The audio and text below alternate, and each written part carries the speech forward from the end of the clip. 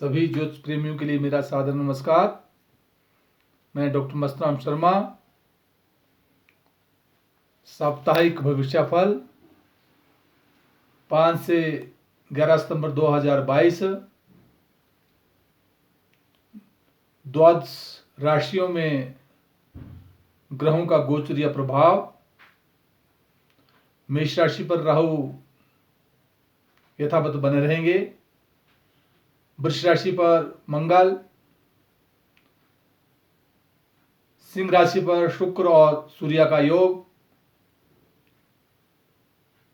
बुध ग्रह कन्या राशि में स्वगृह होकर रहेगा। तुला राशि पर केतु,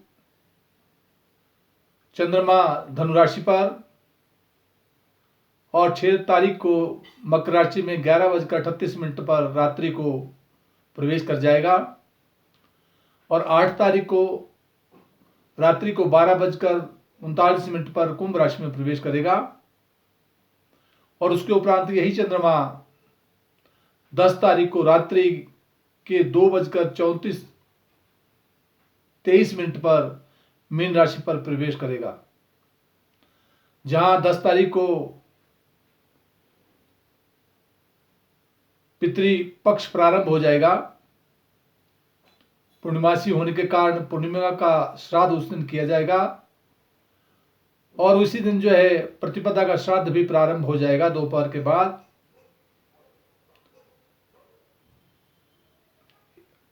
इसलिए मेष राशि के जातक के लिए जहां राहु राशि पर रहेगा, अपने शत्रु घर में बैठा है, इसलिए मेष राशियों के लिए विशेष प्रकार से सावधानी शारीरिक बरतनी जरूरी है। वहां दाम्पत्य जीवन में भी उलझने उत्पन्न करता है। जहां द्वितीय स्थान में मंगल रहेगा, वहां द्वादश स्थान में बृहस्पति।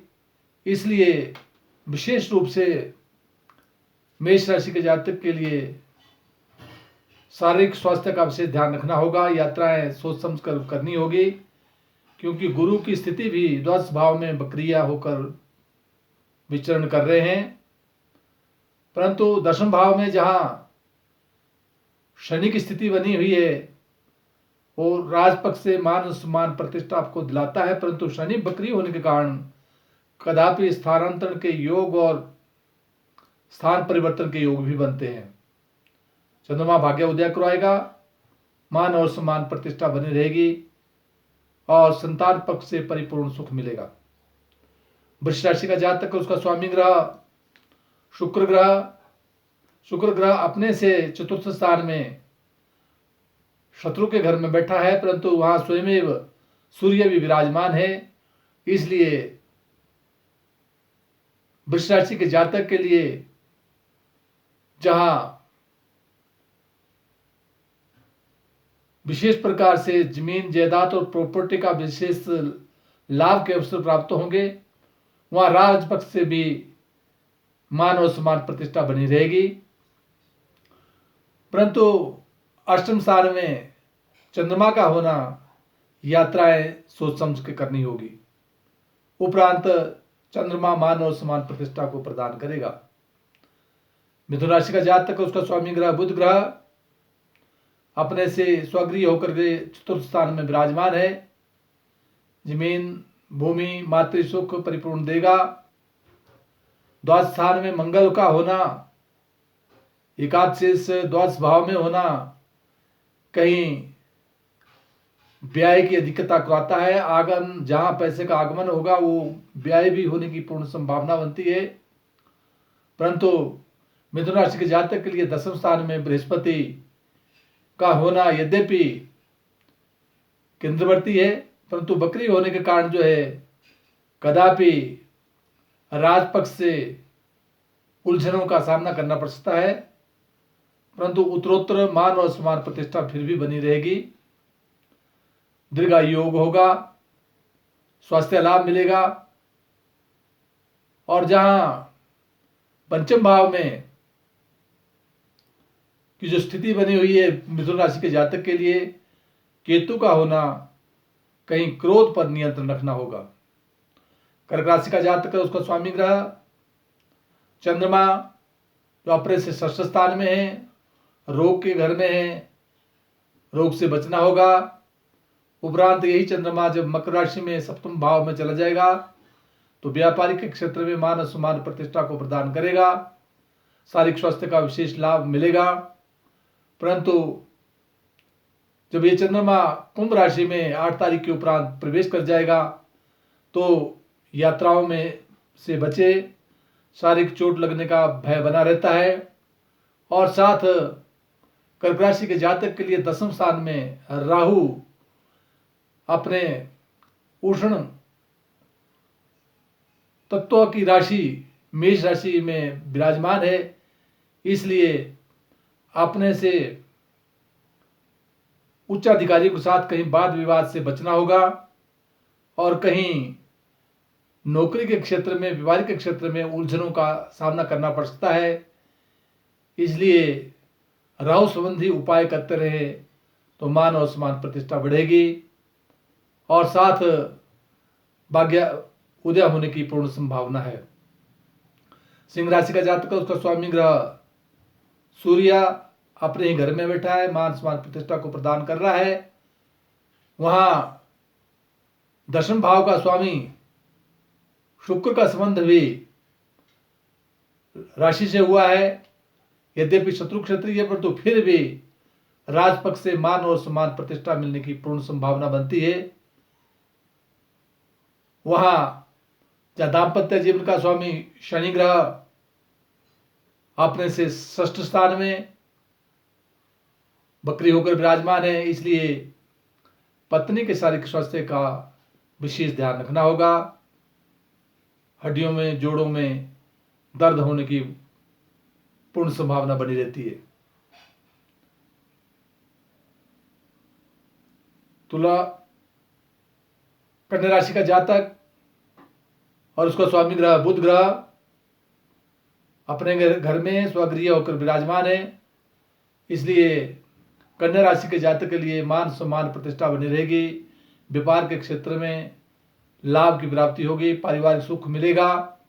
परंतु बकरी की स्थिति में गुरु के होने के कारण जो है कदापि उलझनों से बचना होगा, धैर्य से काम लेना होगा। और अष्टम स्थान में जहां राहु विराजमान है, इसलिए कन्या राशि के जातक के लिए कहीं गुप्तांग में रोग भय उत्पन्न करता है, उनसे सावधानी रखनी होगी। और विशेष करके जो है भाग्यस्थान में जहां मंगल विराजमान है, मंगल अष्टम भाव का स्वामी होने के कारण भाग्यस्थान में है, इसलिए कदापि भाग्य उदय होने में भी अड़चनों का सामना करना पड़ सकता है। जहाँ चंद्रमा की स्थिति कन्या राशि के जातक के लिए चतुर्थ स्थान में बृहस्पति के घर में है, इसलिए भूमि संबंधी लाभ की प्राप्ति होगी, मान सम्मान और शैक्षणिक सुविधाओं से लाभ मिलेगा और प्रतिष्ठा बनी रहेगी। तुला राशि का जातक है, उसका स्वामी ग्रह शुक्र ग्रह अपने से एकादश स्थान में है, इसलिए आर्थिक लाभ की प्राप्ति होगी। सूर्य भी स्वयं में वहां विराजमान है। दाम्पत्य जीवन में सप्तम स्थान में राहु का होना पारिवारिक उलझनों को पैदा कर रहा है, उनसे बचना होगा। चोट इत्यादि से भी बचना होगा, क्योंकि अष्टम स्थान में जो है मंगल बैठा हुआ है, इसलिए पारिवारिक जीवन में और व्यापार के क्षेत्र में उलझनों का सामना करना पड़ सकता है। सावधानी रखनी होगी। जहाँ चंद्रमा तृतीय स्थान में है, मित्रों का सहयोग बनेगा, पराक्रम में वृद्धि होगी और उत्तरोत्तर यही चंद्रमा 6 तारीख को मकर राशि में प्रवेश करेगा और 8 तारीख को पंचम भाव में संतान के घर में आ जाएगा। इसलिए मान सम्मान प्रतिष्ठा, लेखन कार्य और बच्चों संबंधी समस्याओं का समाधान होगा। वृश्चिक राशि का जातक और उसका स्वामी ग्रह मंगल जो अपने से सप्तम स्थान में दाम्पत्य जीवन में बैठा है, पूर्ण दृष्टि से राशि को देख रहा है, इसलिए शारीरिक स्वास्थ्य का विशेष रूप से लाभ, मान सम्मान प्रतिष्ठा बनी रहेगी। परंतु जहाँ षष्ठेष्ठ होने के कारण मंगल सप्तम भाव में है, वहाँ दाम्पत्य जीवन में और व्यापार के क्षेत्र में कुछ उलझने पैदा कर सकता है, ध्यान रखना होगा। उसके साथ ही भाग्य उदय होगा और मान और सम्मान प्रतिष्ठा बनी रहेगी। धनु राशि का जातक, उसका स्वामी ग्रह अपने से चतुर्थ स्थान में स्वगृही होकर विराजमान है। बकरी की स्थिति में होने के कारण कहीं हृदय संबंधी रोगों से बचना होगा, मातृ कष्ट से बचना होगा। और साथ जहाँ धनुराशि के जातक के लिए पंचम भाव में राहु है, इसलिए क्रोध पर नियंत्रण रखना होगा। बौद्धिक विकास में बाधाएं आ रही है, उनसे बचना होगा। परंतु धनुराशि के जातक के लिए षष्ठ भाव में मंगल का होना शत्रु पक्ष पर विजय दिलवाता है और मुकदमे में साहस के साथ जो है सफलता के योग प्रदान करवाने का योग बनाएगा। मकर राशि का जातक और उसका स्वामी ग्रह शनि राशि पर ही विराजमान है। बकरी की स्थिति में इसे स्वास्थ्य का ध्यान रखें और कहीं धन का आगमन भी होगा। शनि मंत्र का जाप करना, ओम प्राम प्रेम प्रम स शनि नमः, उचित रहेगा। यही शनि दाम्पत्य जीवन को भी देख रहा है, वहां